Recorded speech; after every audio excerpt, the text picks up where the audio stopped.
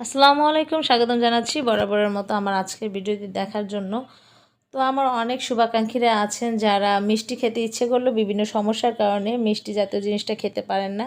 তাই আপনাদের সুবিধার জন্য আমি আজকে দুটো চিনি ছাড়া বা সুগার ফ্রি দুটো ডেজার্ট আইটেম নিয়ে এসেছি। আশা করি আপনাদের কাছে ভালো লাগবে। তো একটি হচ্ছে খেজুরের, একটা হচ্ছে তিলের। সামনে যেহেতু শবে বরাত, আপনারা চাইলে শবে বরাতে এই খাবার দুটো তৈরি করতে পারেন এবং প্রিয়জনকে উপহারও দিতে পারেন।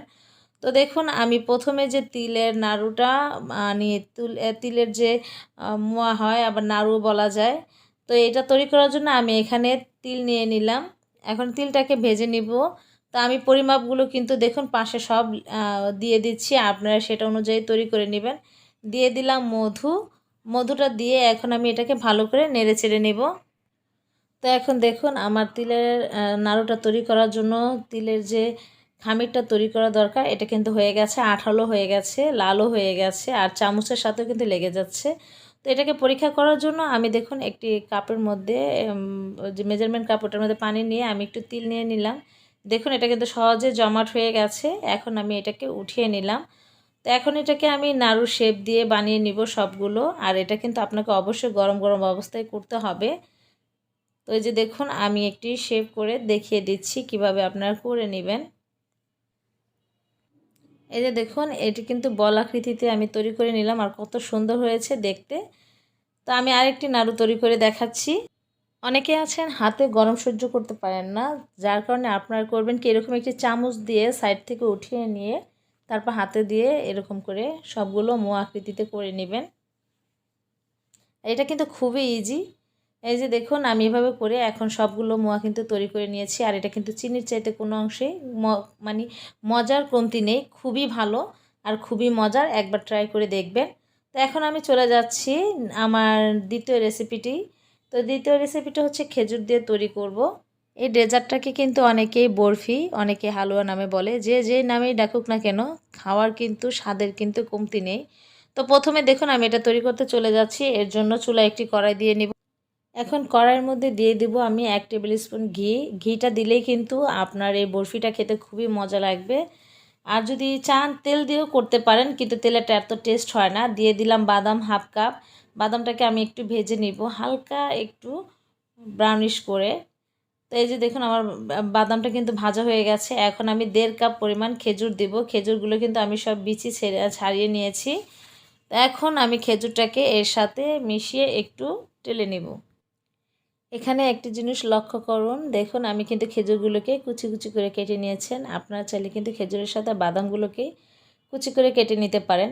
আর এর সাথে লাগবে আমার হচ্ছে এলাচের গুঁড়া। তো এলাচের গুঁড়াটা আমি দিয়ে দিব শুধু ফ্লেভারের জন্য। আর এটার ঘ্রাণটা কিন্তু আসলে ভালো লাগে যে কোনো ডেজার্ট আইটেমের মধ্যে দিলে। তো এখন আমি ততক্ষণ পর্যন্ত এই খেজুর আর বাদামটাকে নাড়বো যতক্ষণ পর্যন্ত খেজুরটা পুরোপুরি গলে না যাচ্ছে। আমি একটু ভালো করে একটু নেড়ে ছেড়ে নিব, যাতে এটা দেখতে হবে নিচে দিয়ে পুরা না লেগে যায়। তো দেখুন, আমার খেজুরটা কিন্তু এখন হয়ে গেছে, আমি এটাকে নামিয়ে নেব। এখন আমি খেজুরের বরফিটা তৈরি করার জন্য, খেজুরের বরফির যে শেপ, ওই শেপটা দেওয়ার জন্য আমি একটু র্যাপিং পেপার নিয়ে নিয়েছি। আপনাদের কাছে র্যাপিং পেপার না থাকলে বড় ধরনের ভালো পরিষ্কার যে পলিথিনগুলো আছে ওটা কেটে নিয়ে নিতে পারেন। তো এই যে দেখুন, আমি খেজুরগুলো দিয়ে একটু লম্বা শেপ দিয়ে দিচ্ছি যাতে এটা গোল করতে সুবিধা হয় আর কি।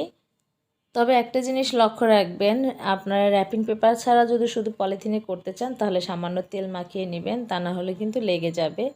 তো এই যে দেখুন, আমি কিন্তু ঘুরিয়ে ঘুরিয়ে গোল করে নিচ্ছি। এখন আমি একটু দিয়ে দেব তিল। তিলটা অপশনাল, আপনারা চাইলে নাও দিতে পারেন, কিন্তু আমার কাছে অবশ্য ভালো লাগে, খেতেও ভালো লাগে, আবার দেখতেও সুন্দর লাগে।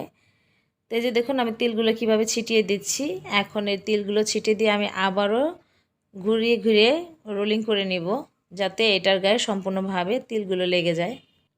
এখন কিন্তু আমি এই বরফিটাকে 1 ঘন্টার জন্য ফ্রিজে রেখে দিয়েছিলাম, এটা জমাট বাঁধার জন্য, মানে শক্ত হওয়ার জন্য।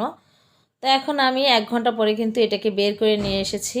আমি ফ্রিজে রাখাটা আপনাদের সাথে শেয়ার করে নিই। আসলে এত কিছু শেয়ার করতে গেলে ভিডিওটা কিন্তু অনেক বড় হয়ে যায়, যার কারণে একটু যতটুকু কম চেষ্টা করেছি ভিডিওটা ছোট করার জন্য। তো এখন দেখুন, আমি কিন্তু এটাকে কেটে কেটে নিচ্ছি। এই যে দেখুন, আমার যেহেতু একটু কাটতে সমস্যা হচ্ছে, যেহেতু আমি বাদামগুলো আস্তে আস্তে দিয়েছি, আপনারা যদি কুচি করে দেন তাহলে কিন্তু এই সমস্যাটা আপনাদের হবে না। আর এই তো দেখুন আমার বরফিগুলো কত সুন্দর হয়েছে, ইচ্ছে হচ্ছে এখনই খেয়ে ফেলি।